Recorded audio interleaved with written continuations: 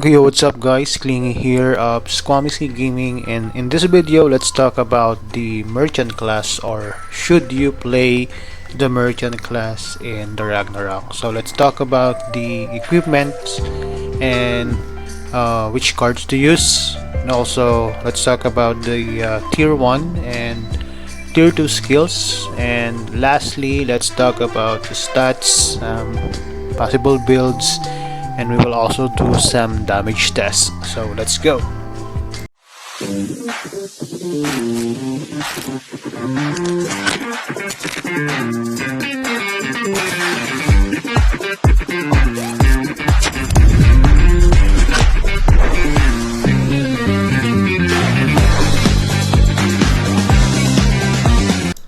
Okay, now let's talk about the card that you should be enhancing for your merchant.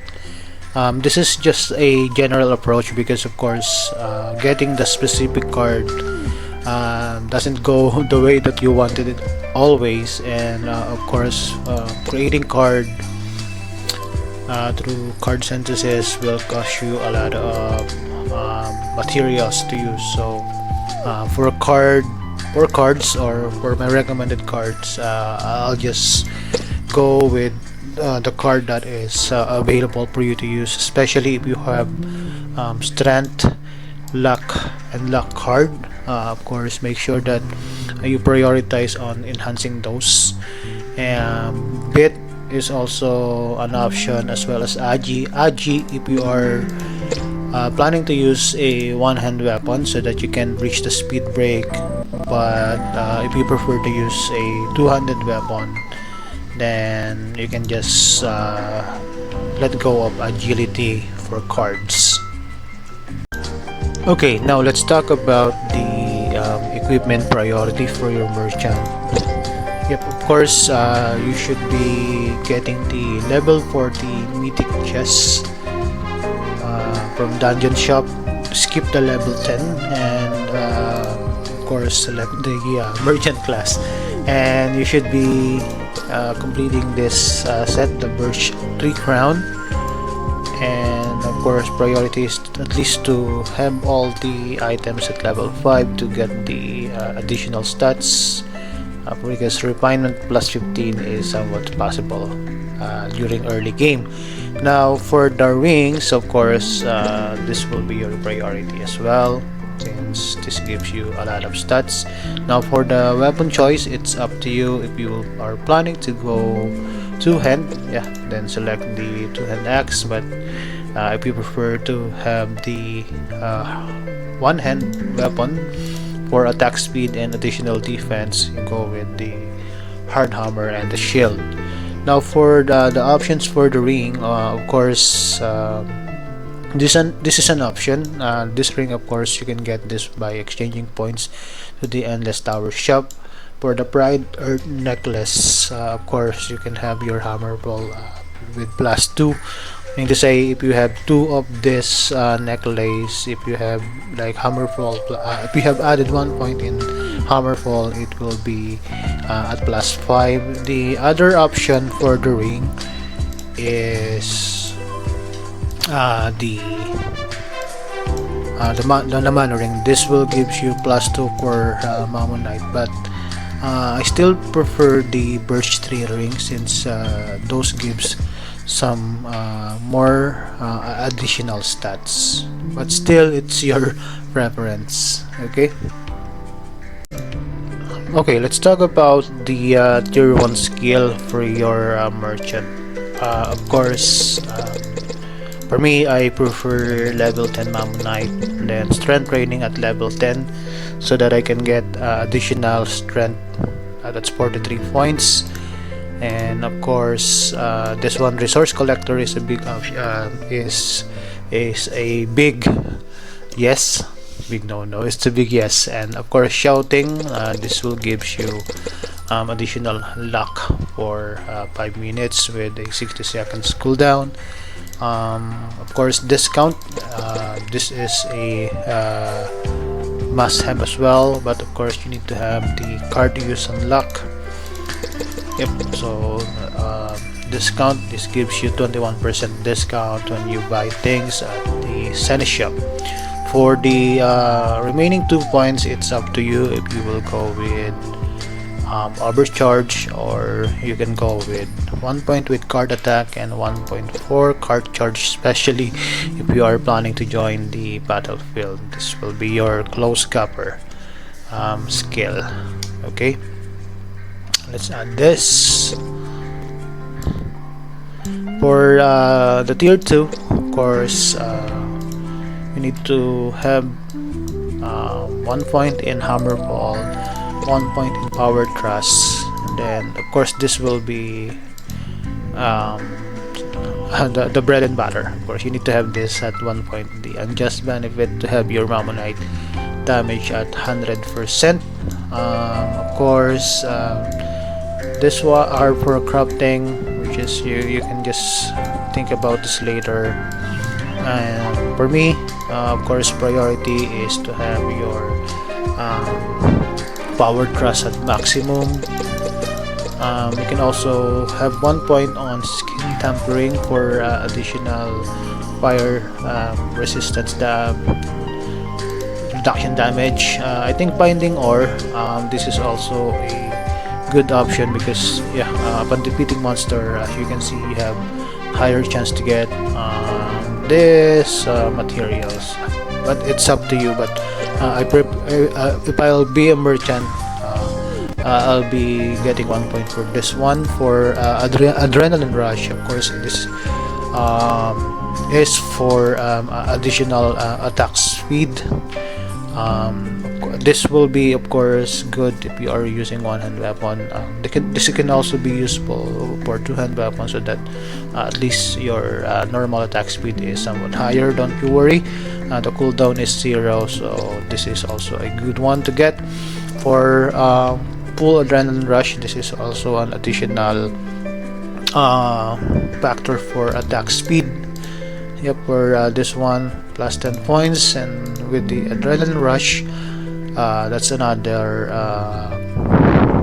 additional speed points.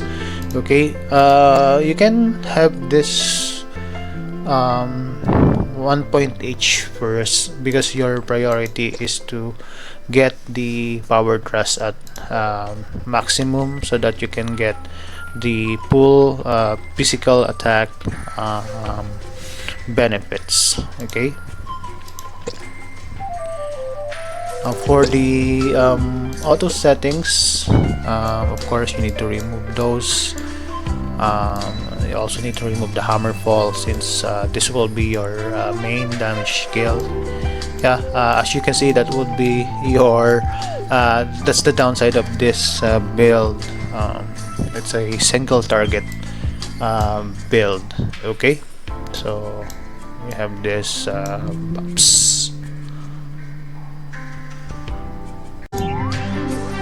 Okay, now let's go with my recommended stats. Now for the recommended stats, for me, I prefer to have 60 STR. I will call this the Squammy 60-40 stats. Yep. So, but I'll go with 60 STR, and then will pump luck. Okay, so the goal here is to have 60 STR and then 40 luck. Now later on, it's up to you if you will be adding some stats in bit, but for me, my next goal will be to have strength at 99. Okay, now let's try this build first. Let's do some damage tests. Okay, so let's do some damage tests, and we will do the solo dungeon, this one.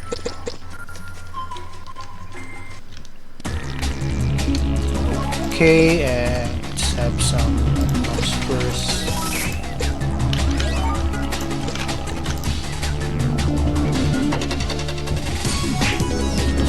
Yep.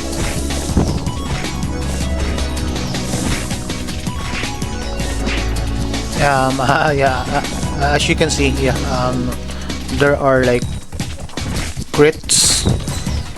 Okay, so hopefully at like luck 40, the crit rate is more often. So I think I haven't used the pink equipment, so let me just pick this one. For me, I prefer the single-handed weapon or the hammer. So I'll just pick this one and use this. Okay. I think I don't have a shield right now, so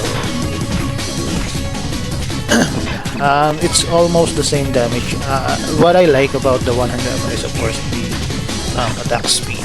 So yep, as you can see, yeah, if you have like a pink equipment, I think earlier it's like around 5k for the crit, if I'm correct. Now it goes 6k, and yeah, the attack speed really is evident when it comes to smashing monster here. So let's get out now. Let's try to do an experiment. So instead of 60 STR, how about let's try with luck first, like 60 luck, and see what will be the damage will be. So let's reset.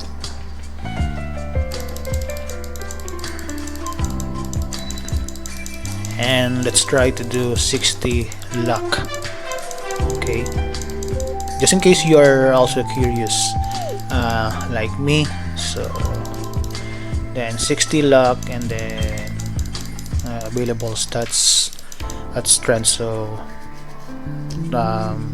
tables have turned, so moving forward, if this is an effective build, so you can go 60 luck and then 40 strength and then 99 luck later. So let's do some damage tests again on the solo dungeon. Let's go. So let's have some buffs first. And let's go. Let's see if this will work out. 3-7, yeah. Yeah, 6-6 is the crit earlier. Right now it's 5.9, but I think yeah, you get a crit attack mostly each hit. So I think this is also a an option when it comes to stat build. So let's try another one, since we are experimenting some builds, so that you like, just in case you have something in mind that you want to test, at least you have seen this in this video. So let's try another one. For this one, we'll go with 60 luck. Oh, Agi, I'm sorry, 60 Agi, and then 40 luck. So let's try the speed build, of course. And yeah, so I'll go attack speed, some that's with the physical attack as well. So let's give this a try and run the solo dungeon. So let's go. And let's start with bumping ourselves first, shouting. Let's go. So let's see if this can also be a good option. So okay, so for Mammon Knight, I didn't see that it crits. So, but yeah, it kills faster. Although it's the same, like 3 hits, like the same the other builds, but the crit multiplier doesn't show for Mammon Knight. So let's do some more tests here. Yeah, I think Agi luck is not the best option on those 3 builds that we try, or the stat build that we try, I think the best one to go is the strength lock. But again, as I mentioned earlier, it's up to you. You can just go all strength all the way, or you can just follow this build that I have in mind, which is the 60-40 squammy build. Okay. Okay, I think that's it, guys, and I do apologize if you find the video long, or for me to explain everything, but don't you worry, I have everything in timestamp just in case you prefer to have a specific segment to watch. And I guess again, this is my personal experience and my suggestions, and hopefully this will give you some idea on how to build your merchant. And if you have watched this video up until the end, thank you so much. I appreciate it, and enjoy playing the Ragnarok, and always stay safe. Goodbye for now. Sinimulan ko tong walang naniniwala sa paligid ko.